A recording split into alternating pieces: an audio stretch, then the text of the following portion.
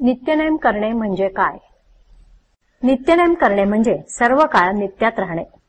आपण मुळात स्वतःच नित्य असून अनित्यात राहिलो आहोत. नित्य जो परमात्मा त्याला विसरून विषयचे अनित्य त्यात पडल्यामुळे आपल्याला त्याची आठवण होत नाही. त्याची ज्यामुळे आठवण होईल असे जे करणे त्याला नित्यनेम म्हणतात. आपण नेहमीच नित्यनेमात असावे, पण तसे होत नाही.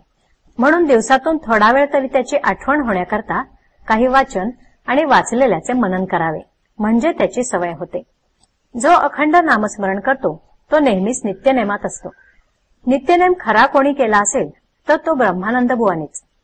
आपल्याला सदा नामात कसे राहता येईल याचा आपण विचार करावा. याकरिता गुरु आज्ञा प्रमाण मानणे हेच खरे साधन आहे. गुरु सांगेल तोच नित्यनेम होय, त्याला शरण जावे. रोज थोडेसे वाचन, त्यानंतर मनन, मननानंतर त्याप्रमाणे आचरण आणि शेवटी गुरुस अनन्य शरण, हाच साधकाचा साधन क्रम आहे आणि हाच त्याचा नित्यनेम होय. आपले आयुष्य जसजसे वाढत जाईल तसतशी साधकाची भगवंताला भेटण्याची उत्सुकता वाढत गेली पाहिजे. केवळ नेम आहे म्हणून उगीच करू नये. साधकाने कोणतीही गोष्ट मनापासून करायला शिकावे. साशंक वृत्तीने परमार्थात बिघडते हे ध्यानात ठेवावे. श्रद्धा हे परमार्थाचे मुख्य भांडवल होय. समाधान हेच सर्वस्व आहे अशी श्रद्धा ठेवावी. ज्याप्रमाणे थर्मामीटरने आपला ताप आपल्याला पाहता येतो त्याप्रमाणे साधन करताना आपल्याला समाधान किती झाले हे पाहिले पाहिजे.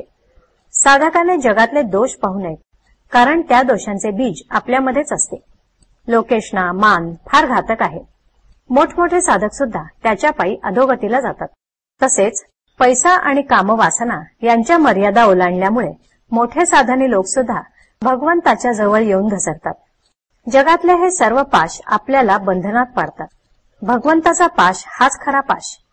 तोच आपल्याला सर्व बंधनांपासून मुक्त करून शाश्वत समाधानाचा लाभ मिळवून देतो.